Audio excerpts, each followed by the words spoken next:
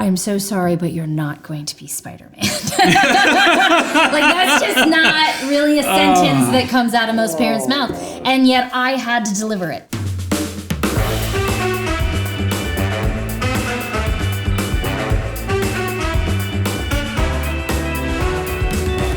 You know, so we ran into a lot of people think, oh, you're an actor, you're a series regular, you're rich.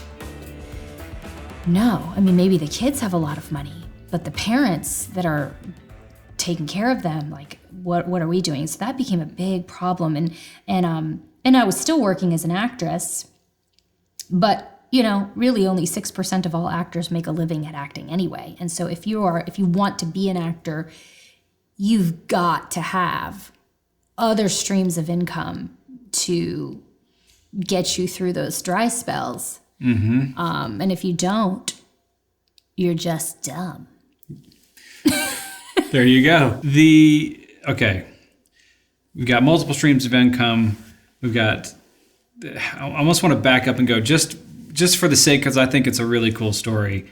Tell us about, the Spider-Man audition, just because that's so sneaking cool. But her son was going to be Spider-Man. This close, this close. Well, there's many people that got this close to many things. Yes.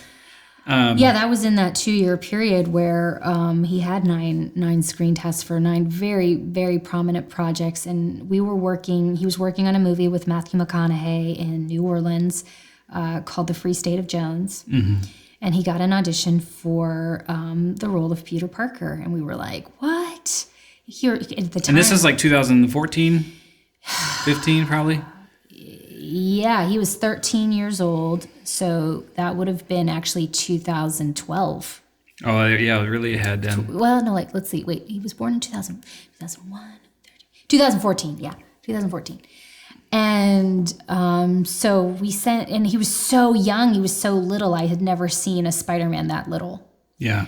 And so Sony's like, we want him young, but maybe not that young. Well, they were exploring the whole idea of taking it back to, when he was late a freshman middle school, in high school. Freshman high school, right. Yeah. So we were like, well, all right, this will be fun, but nothing's going to come of this. And I think they saw 1,800 boys initially for the role. And he kept getting farther, and he kept getting farther. And finally, he was invited to screen test, and so he was in the final 6. With RDJ? With Robert Downey Jr.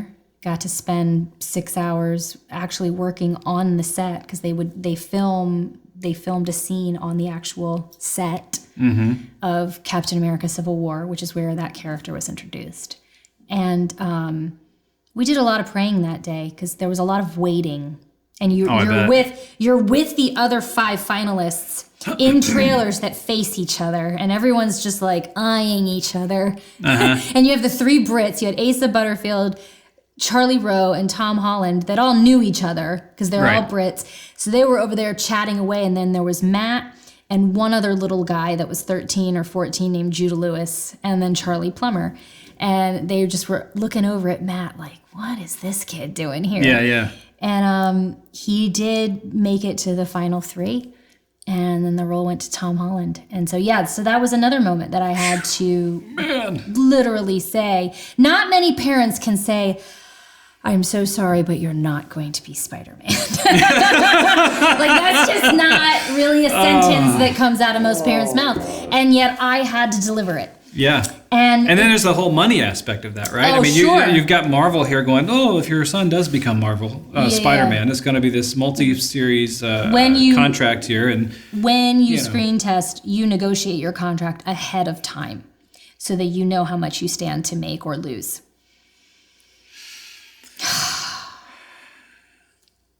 We talked really quietly for the next 2 days in the house after that. But, we truly do believe in our household that any no that we get is either God protecting us from something bad or preserving us for something better. And in hindsight, we all can categorically say that we're glad he didn't get that role. He was very young. He would not have been ready for that sort of worldwide notoriety. Yeah. And just even because it did come out in the press who the final 6 were. Yeah. So people found him on Instagram. And the things that people said to my little 14-year-old, like, you would be the worst Spider-Man ever, or who's going to change your diaper on set? Yeah. And when he didn't get the role, people direct messaging him saying, best day ever, because if you would have gotten this role, I would have killed myself. It's insane, man. And People are crazy. You have to laugh, but yeah, we have dealt with, we've had a lot of wonderful fans and a lot of wonderful people say wonderful supportive things to us, but you cannot imagine how much of the opposite is also true. We laugh and we let it roll off, but it can't not affect you somehow. Yeah. So okay, I want to get down a little bit of brass tacks. I'm listening to all this. It sounds amazing. Someone's watching, they want to be an actor or actress. I know to get started, you got to have an agent, you got to know where to go and where to get. I mean, how do you, just give me the quick overview of how do you get set up to get started? I mean, you mentioned regional markets, so there's that piece. But Sure. I imagine you wouldn't just go there unless you had a couple other things in place or. Yeah, and like, I think Orlando back in the 90s was a great backdoor into the industry, meaning that you could get an agent's attention pretty easily if you had a decent look. And I think that was one time when, she has got a degree in acting.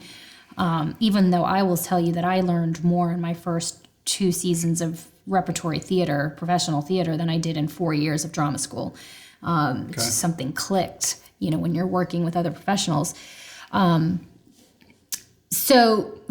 Atlanta used to be a great backdoor. It's kind of becoming a front door now, though. Yeah. It really is. And so it's hard. It's hard. And so I would tell somebody, if they were just starting out, first of all, what I would tell people is if you have a child that wants to do this and they know they want to do this when they're adult, that it is very wise to begin them now. Okay.